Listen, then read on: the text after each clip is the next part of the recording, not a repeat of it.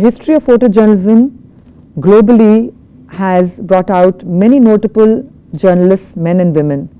But especially in India, we have had photojournalists who have documented a lot of important events of different kinds, be it cultural, people, political, and so on.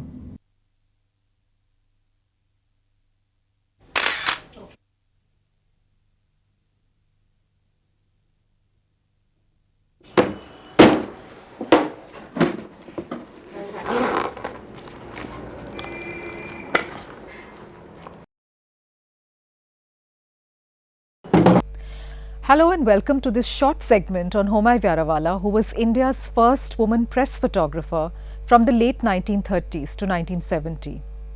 My name is Sabina Gadihok and I teach at the AJK Mass Communication Research Center at Jamia Millia Islamia. Now, while it was not unusual for women to be part of a history of photography, photojournalism has not really been very accessible to them. One famous example that comes to mind is the American correspondent for Life magazine, Margaret Burke White. Then there are her fellow Americans, Dorothea Lange and Esther Bubbly, who also shot iconic images of the Great Depression in the 1930s. In India, while some women took photographs in domestic spaces, Homai Vyarawalla is quite pioneering in that she was the only photographer with a public profile as a photojournalist in her time. It's not surprising that the architect of our constitution, B.R. Ambedkar, once asked her, "How did you get into this rough crowd?"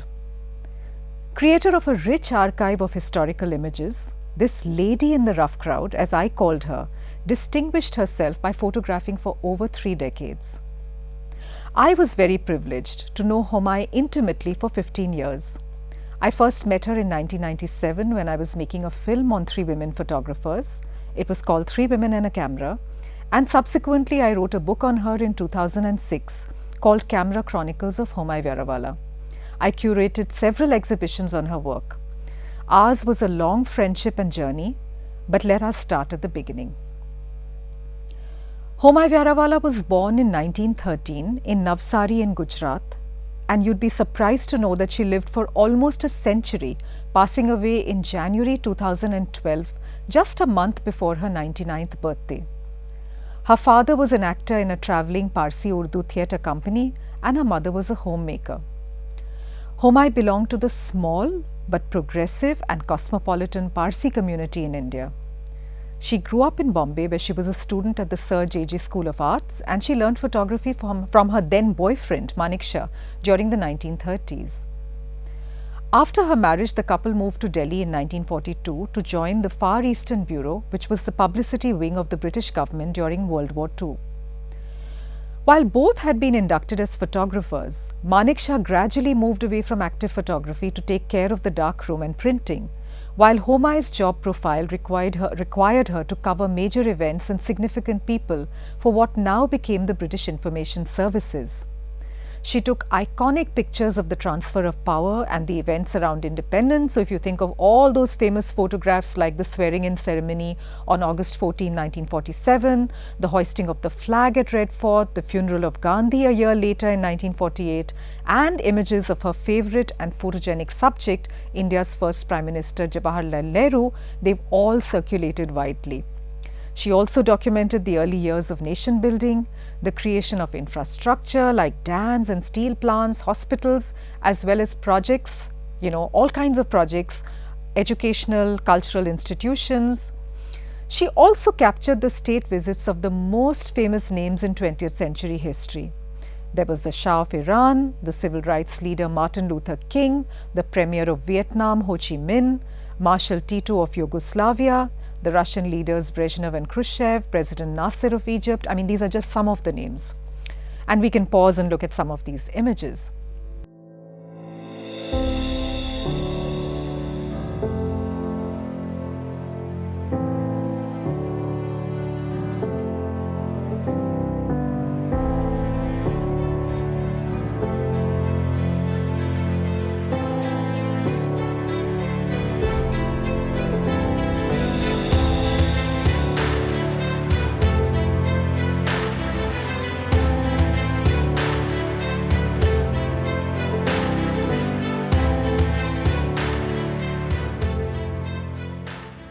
High society magazines like The Onlooker and The Current often requested Homai for pictures of what they called good-looking women.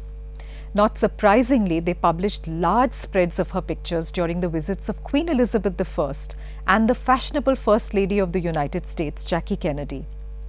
Now, being the only woman photographing meant a certain advantage because Homai's presence was often noted. In many of her pictures taken during the royal visit to India in 1961, Queen Elizabeth looks directly at her like I'm looking at you in the camera. While her days were spent photographing political events, Homai inhabited a completely different world in the evenings when she was in great demand to photograph at clubs and embassies.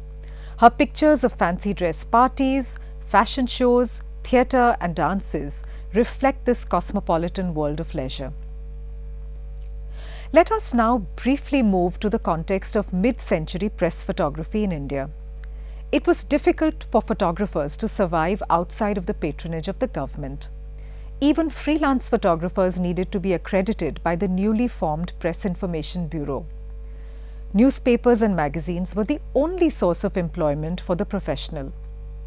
Homai's early photographs were published in magazines like the Jame Jamshed and the Bombay Chronicle and newspapers like the Statesman.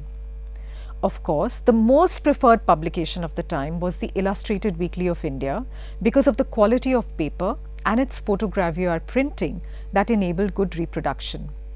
The weekly launched the careers of many photographers including Homai, but you'd be surprised to know that since she was unknown and a woman, her early photo features were initially published under Maneksha's name.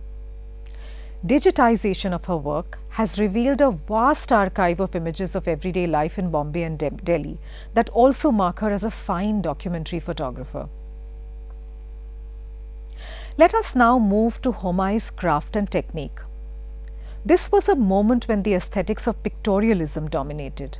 What is pictorialism?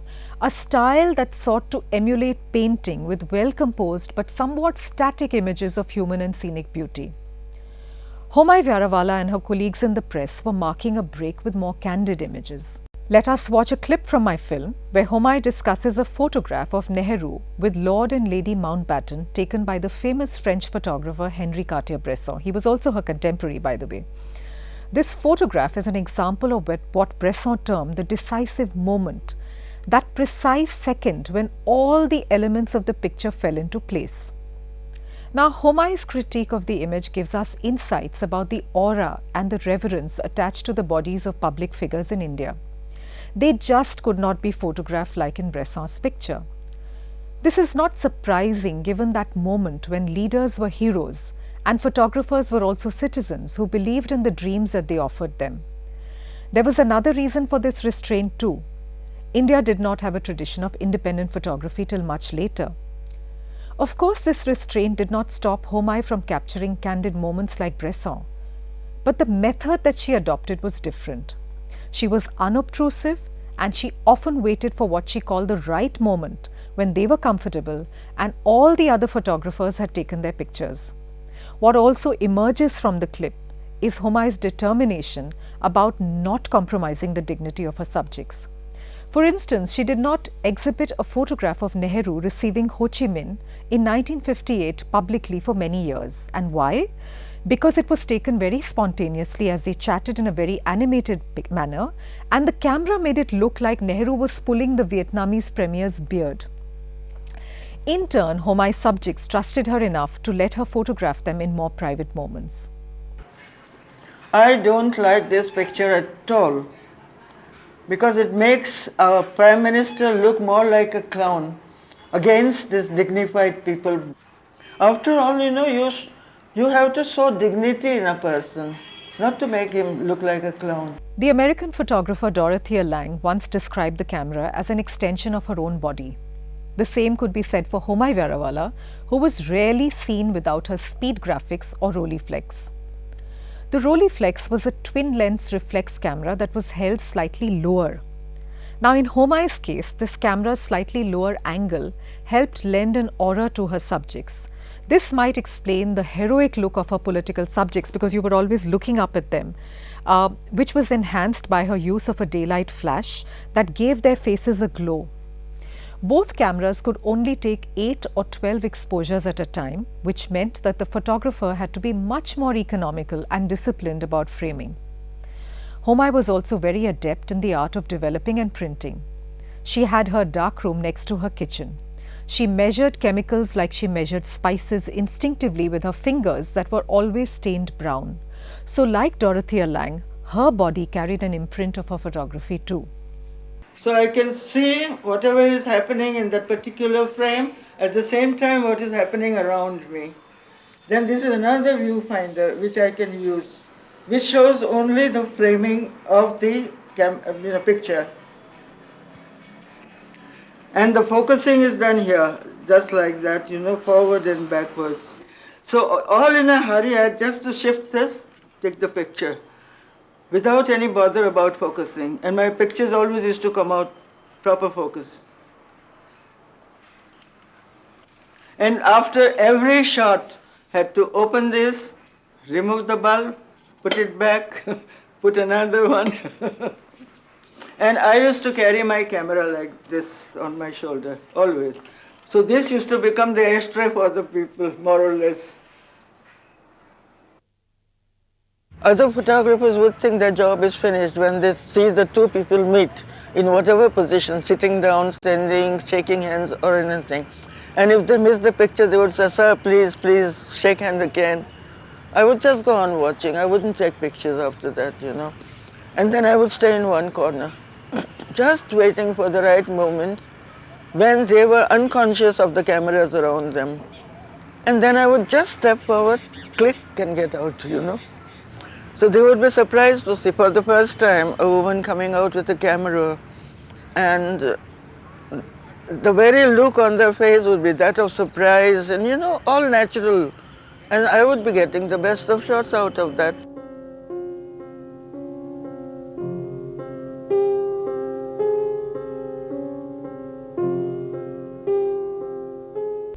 Travelling solo all over the country, Homai Vyarawalla was ever ready for adventure. She took top angle pictures of the Kumbh Mela perched on top of a moving fire engine, and she fell into the Yamuna when a pontoon bridge carrying devotees during a festival gave way.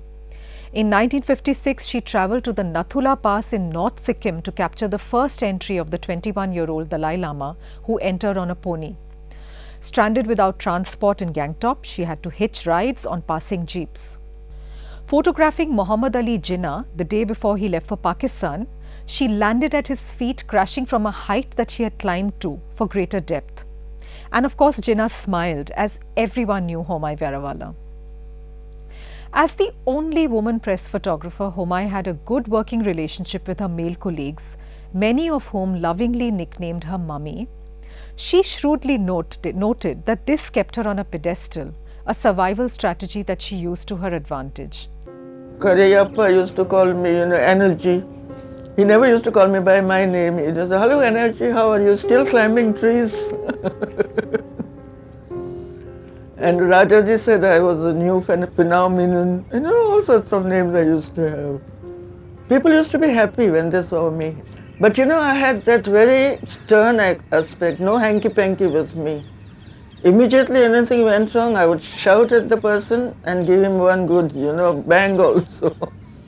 So that sort of attitude, was observed by the photographers. So one of them, Mr. Satakopan, who was older by about 8 years than me, he started calling me Mummy. And when that Mummy word came out, all these others, started calling me, even the policemen, the security wallahs, everybody started saying Mummy, Mummy, Mummy. Amita Malik, the well-known journalist, had once described her in The Statesman as a very young girl wearing a practical sari with a very becoming hairstyle. For years before she acquired her Fiat car, Homai rode a bicycle with her sari, weighed down by several cameras, bags of large flash bulbs and a wooden tripod. History is often considered to be a story of important events and famous personalities. But if we look more carefully, we begin to notice those who have been less visible, such as this woman dressed in a sari, who was a key visual chronicler of her times. It is for this reason that, like her famous peers across the world, the pioneering Homai Vyarawalla must be given her due place in a history of photojournalism.